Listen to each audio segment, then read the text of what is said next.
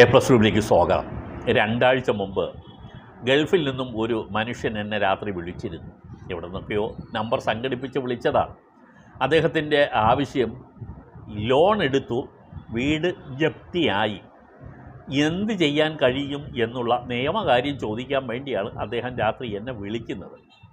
അപ്പോൾ നമ്മൾ നിയമം പറഞ്ഞു കൊടുക്കണം എങ്കിൽ അതിന് ബന്ധപ്പെട്ട ചില രേഖകൾ കൂടി നമുക്ക് കാണേണ്ടതുണ്ട്, വായിക്കേണ്ടതുണ്ട്, അത് മനസ്സിലാക്കേണ്ടതുണ്ട്. അതുമായി ബന്ധപ്പെട്ട് ഞാൻ രേഖകളെക്കുറിച്ച് ചോദിച്ചപ്പോൾ ഈ മനുഷ്യൻ പറയുന്ന കാര്യം, ഇദ്ദേഹം ഏകദേശം ഗൾഫിൽ പോയിട്ട് ഇപ്പോൾ ലീവൊക്കെ കഴിഞ്ഞ് പോയതിന് ശേഷം ഒരു 1.5 വർഷത്തോളമായി സാമ്പത്തികമായി വലിയ ബുദ്ധിമുട്ടുന്ന ഒരു അവസ്ഥയാണ്. കോവിഡിന് ശേഷമുള്ള ഒരു ജോലി സ്ഥിരതയൊക്കെ ഇല്ലാത്ത സാഹചര്യത്തിൽ അദ്ദേഹം 1.5 വർഷമായി നാട്ടിൽ വന്നിട്ടില്ല. ഇതുമായി ബന്ധപ്പെട്ട ബാങ്കിൽ നിന്നും മുമ്പ് അയച്ചിട്ടുള്ളതായ രേഖകൾ നിലവിൽ ഗൾഫിൽ അദ്ദേഹത്തിൻ്റെ കൈവശം ഇല്ല. ഈ രേഖകൾ നാട്ടിൽ കിട്ടിയിട്ടുണ്ടോ, വൈഫിൻ്റെ കൈവശമുണ്ടോ എന്ന് ചോദിക്കാൻ ഞാൻ ആവശ്യപ്പെട്ടു. അങ്ങനെ ചോദിച്ചിട്ട് അടുത്ത ദിവസം വിളിക്കാനും പറഞ്ഞു. അങ്ങനെ അദ്ദേഹം അടുത്ത ദിവസം വിളിച്ചിട്ട് പറഞ്ഞത്, ഒരു രേഖയും വൈഫ് സൂക്ഷിച്ചു വച്ചിട്ടില്ല, ചില രേഖകൾ അവർ വായിച്ചിട്ടില്ല, വന്ന കവറ് പൊട്ടിച്ച് നോക്കിയിട്ടുമില്ല, കവർ വന്ന ബാങ്കുകൾ അയച്ച നോട്ടീസുകൾ ഏതൊക്കെയാണെന്ന് ആ മനുഷ്യന് അറിയാൻ വയ്യ, അതൊന്നും തന്നെ അയാളുടെ കൈവശമില്ല, നാട്ടിലുള്ള അയാളുടെ ഭാര്യ അതൊന്നും തുറന്നു നോക്കിയിട്ടില്ല, അതൊന്നും സൂക്ഷിച്ചു വച്ചിട്ടും ഇല്ല. നിങ്ങൾ ആലോചിച്ച് നോക്കുക. ലോൺ എടുത്ത വീട്ടിലാണ് താമസിക്കുന്നത്, ഭർത്താവ് ഗൾഫിലാണ്. അപ്പോൾ വീട്ടിൽ വരുന്ന നോട്ടീസുകൾ ഇങ്ങനെ വരുന്നുണ്ടെന്ന് ഭാര്യ പറയുന്നുണ്ട്. അത് ഓർത്താ പറയും, ഇല്ലെങ്കിൽ ഇല്ല. പക്ഷേ അതിന് സൂക്ഷിച്ച് വെക്കണം എന്നീ മനുഷ്യൻ അവരോട് പറഞ്ഞിട്ടുണ്ട്. അവരെവിടെയൊക്കെ വെച്ചു എന്ന് പറയുന്നു. സംഭവമൊന്നും അയാളെ കൈവശമില്ല. ശരിക്കും പറഞ്ഞാൽ ഇങ്ങനെയുള്ളൊരു അവസ്ഥയിൽ ഇദ്ദേഹത്തിന് ഈ വീട് ജപ്തിയുടെ അവസ്ഥയിലേക്ക് അവസാനം വന്നു എന്ന് ഇയാൾ അറിയുന്നത് തന്നെ ആ ബാങ്കിലെ ഏതോ ഒരു ഉദ്യോഗസ്ഥൻ അയാളൊരു റിലേറ്റീവിനെ കണ്ടപ്പം ചോദിച്ചപ്പോഴാണ് ബാങ്ക് ജപ്തിയിലേക്ക് കടന്നു കഴിഞ്ഞു എന്ന അവസ്ഥ പോലും ഇയാൾക്ക് മനസ്സിലാവുന്നത്. കാരണം ബാങ്കുകാർ ചെയ്യേണ്ടതെല്ലാം അവർ ചെയ്തു, നടപടിക്രമങ്ങൾ അവർ പൂർത്തിയാക്കി, അവർ 13(2) 13(4) ഒക്കെ കൊടുത്തു, എല്ലാം അവരുടെ വീട്ടിലെത്തി. അതിനു മുൻപുള്ള ഡിമാൻഡ് നോട്ടീസുകളും വന്നു, എല്ലാ വിവരങ്ങളും ഇവർക്ക് കിട്ടിയിട്ടും ഇത് തുറന്നു നോക്കാനോ ഇല്ലെങ്കിൽ മറ്റൊരാളിനെ കാണിച്ചതെന്ന് വായിച്ചെന്താണ് അവസ്ഥയെന്നറിഞ്ഞ് ഹസ്ബൻഡിനോട് പറയാനോ ഇല്ലെങ്കിൽ അതിൻ്റെ ഫോട്ടോ എടുത്ത് വാട്സാപ്പിൽ അയച്ചു കൊടുത്താലും മതി, അത് ചെയ്യാനോ ഈ ഭാര്യ തയ്യാറായിട്ടില്ല. മാത്രമല്ല, ഈ മനുഷ്യന് ഇതൊന്നും വായിച്ച് വ്യക്തമായ വിവരം അറിയില്ലെങ്കിൽ കൂടി അദ്ദേഹത്തിൻ്റെ സഹപ്രവർത്തകരോടോ സുഹൃത്തുക്കളോടോ ചോദിച്ച് വിവരങ്ങൾ അറിയാൻ കഴിയുമായിരുന്നു. ആ അവസ്ഥയും ഇല്ലാതാക്കി. അപ്പോൾ ചെയ്യേണ്ട കാര്യങ്ങൾ ചെയ്യേണ്ട സമയത്ത് ചെയ്യാൻ ആര് തുനിയണം? ഒന്നുകിൽ നാട്ടിലുള്ള ഭർത്താവെന്ന് പറയുന്ന, ഇല്ലെങ്കിൽ ആരാണോ മുതിർന്ന വ്യക്തി, ഇല്ലെങ്കിൽ ആരാണോ വീട്ടിൻ്റെ ഉത്തരവാദിത്വം നോക്കുന്ന വ്യക്തി, ആ വ്യക്തി ചെയ്യേണ്ടതാണ്.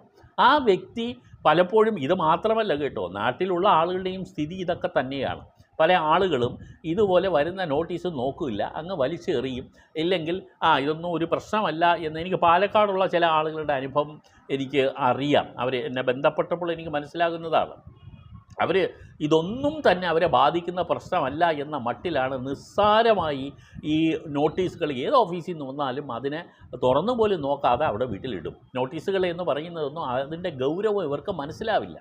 കൃത്യമായി നിങ്ങൾ അറിയണം, ഒരു നോട്ടീസ് വന്നാൽ അത് വായിച്ചു നോക്കിയാൽ അതിനകത്ത് എന്താണ് അവർ ചെയ്യാൻ പോകുന്നതെന്ന് നമ്മളെ അറിയിക്കും. ഇപ്പോൾ ലോണിൻ്റെ കാര്യമാണെന്ന് വെക്കുക, നമ്മളോട് പറയും, നിങ്ങൾ ഇത്ര ദിവസത്തിനുള്ളിൽ അടച്ചില്ലെങ്കിൽ ഞങ്ങൾ അനന്തര നടപടി സ്വീകരിക്കും എന്ന് പറയും.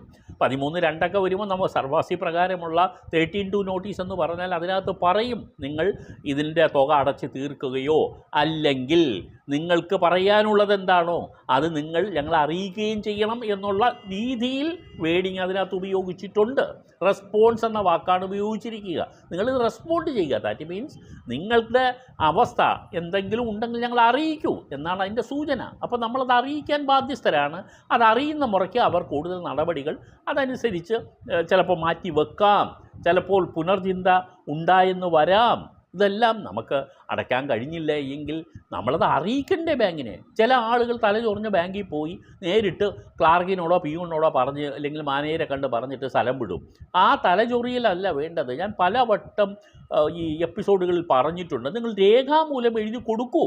പല ആളുകൾ ഇപ്പോഴും കമൻറ്റ് ബോക്സിൽ എഴുതുന്നു ഞാൻ എന്ത് ചെയ്യണം. ഇതിനൊക്കെ ഉള്ള വിവരം ഞാൻ ഏകദേശം 43 എപ്പിസോഡുകളാണ് ബാങ്ക് ലോണുമായി ഞാൻ ചെയ്തിട്ടുള്ളത്. എന്ത് ചെയ്യണം എന്ത് ചെയ്യരുത് എന്ന് പറഞ്ഞുള്ള കാര്യങ്ങൾ ഇതെല്ലാം തന്നെ ബാങ്ക് ലോൺ എന്ന് പറയുന്ന പ്ലേലിസ്റ്റിൽ കയറിയാൽ നിങ്ങൾക്കെല്ലാം കാണാം. ഇത് ഓപ്പൺ ടു ആളാണ്, എല്ലാവർക്കും കാണാം. ഇതൊന്നും കാണൂല. കിട്ടിയ ഉടനെ പിന്നെ കണ്ട ഉടനെ കമൻറ്റ് ബോക്സിൽ അങ്ങ് എഴുതുകയാണ് എനിക്ക് ഇതിന് എന്നെ പ്രശ്നമുണ്ട്, ഞാൻ എന്ത് ചെയ്യണം, ഞാൻ ചെയ്യേണ്ട കാര്യങ്ങളെല്ലാം പറഞ്ഞിട്ടുണ്ട്. നിങ്ങളത് കണ്ട് നിരവധി ആളുകൾ അതനുസരിച്ച് മുന്നോട്ട് പോയിട്ടുണ്ട്. അവർ 13(2) കിട്ടിക്കഴിഞ്ഞാൽ അവർ മറുപടി കൊടുക്കുന്നുണ്ട്. ബാങ്കുകൾ അവർക്ക് സമയം അനുവദിക്കുന്നുണ്ട്. അനുവദിക്കാത്ത കാര്യങ്ങളും ഉണ്ട്. പക്ഷേ ഇതിനെല്ലാം നമുക്ക് ചെയ്യാനുള്ളത് നമ്മൾ ചെയ്താലേ പിന്നീട് നമുക്ക് കോടതിയിൽ ഒരു നടപടിക്ക് പോയാലും നമുക്കൊരു റിലീഫിൻ്റെ സാധ്യതയുള്ളൂ. ഒന്നും ചെയ്യാതിരിക്കുന്ന ആളുകൾ കാണിക്കുന്നത് ശുദ്ധ മണ്ടത്തരമാണ്. അത് ഈ ഗൾഫുകാരൻ നാട്ടിലായതുകൊണ്ട് ഇവിടെ എനിക്കറിയുന്നത് കൊണ്ട് ഭാര്യ ചെയ്തില്ല എന്നുള്ള കുറ്റം അവരുടെ മേൽ നമുക്ക് ചാർത്താം. പക്ഷേ നാട്ടിൽ പുരുഷനുണ്ടെങ്കിൽ അവരും ഇതുപോലുള്ള കാര്യങ്ങൾ ചെയ്യുന്നത് ഒരിക്കലും നമുക്ക് ക്ഷമിക്കാവുന്ന കുറ്റമൊന്നുമല്ല. ഔദ്യോഗിക കാര്യങ്ങളിൽ നമ്മൾ ഇങ്ങനെ ചെയ്യുന്ന ലാക്സിറ്റി, ഉപേക്ഷ എന്ന് പറയുന്നത് ഒരു കുറ്റമാണ്. ശരിക്കും ഞാൻ പറഞ്ഞില്ല, അതൊരു ക്രിമിനൽ ഓഫൻസാണത്. നിങ്ങളത് ചെയ്യുന്നത് വഴി നിങ്ങളെ വീട് ജപ്തിയിലേക്ക് പോവുകയാണ്. ചില ആളുകൾ എന്നെ നേരിട്ട് കണ്ട് കേസുമായി ബന്ധപ്പെട്ട് എൻ്റെ ഓഫീസിൽ വരുമ്പോൾ ഞാൻ ശ്രദ്ധിച്ചിട്ടുണ്ട്. കൃത്യമായ ഫയലിംഗ് ആയിട്ടാണ് അവർ വരുന്നത്. ഫയലിംഗ് എന്ന് പറഞ്ഞാൽ അതിനകത്ത് ഓരോ പേപ്പേഴ്സും ഡേറ്റ് ബാറായി അവരടുക്കി വെച്ച് കൃത്യമായും കൊണ്ടുവരും. ചിലരാണെങ്കിൽ ആ ഇരിക്കുന്ന രേഖകളുടെ എല്ലാം ഒരു സമ്മറി തന്നെ ഒരു നോട്ടായിട്ട് എഴുതി 1, 2, 3 എന്ന് പറഞ്ഞ് എഴുതി അതെല്ലാം തന്നെ ടാഗ് ചെയ്ത് നമ്മളിൽ കൊണ്ടുവന്ന് ഏൽപ്പിക്കും. കൃത്യമായി നമുക്കറിയാം. ചിലർ രേഖ ചോദിച്ചാൽ കുറച്ച് കൊണ്ടുവരും, കുറച്ച് എവിടെയാണെന്ന് അറിഞ്ഞുകൂടാ, പിന്നെ കുറച്ച് കഴിയുമ്പോൾ കുറച്ച് കൊണ്ടുവരും, പിന്നെ കുറച്ച് കൊണ്ടുവരും. യാതൊരു ഉത്തരവാദിത്ത ബോധവും ഇല്ലാത്ത ആളുകളാണ് കൂടുതലും. ഇപ്പോൾ ഈ എപ്പിസോഡിൻ്റെ ഭാഗമായി ഞാൻ ഒരിക്കൽ കൂടി നിങ്ങളോട് ഓർമ്മിപ്പിക്കുന്നു, നിങ്ങളുടെ വീട്ടിൽ 20 രൂപ കൊടുത്ത പ്ലാസ്റ്റിക് ഫയൽ കണ്ടെയ്നർ കിട്ടും. ഫയൽ, ആ ഫയലിനകത്ത് നിങ്ങൾക്കിതെല്ലാം അടുക്കി വെക്കാം. ഇപ്പോൾ നിങ്ങൾ മുനിസിപ്പാലിറ്റിയോ കോർപ്പറേഷനിലോ നിങ്ങളെ വീടിൻ്റെ നികുതി, നിങ്ങളെ വീടിൻ്റെ ഹൗസ് ടാക്സ് എന്ന് പറഞ്ഞാൽ പ്രോപ്പർട്ടി ടാക്സ്, അതിൻ്റെ വരുന്ന നോട്ടീസുകളും അടച്ച രസീതുകളും പ്രത്യേകിച്ചൊരു ഇതിനകത്ത് വെക്കുക, ഒരു ഫയലിനകത്ത് വെക്കുക. കൃത്യസമയത്ത് നമുക്ക് ആ ഫയൽ എടുത്താൽ മതി, എല്ലാം അതിനകത്തുണ്ടാവും.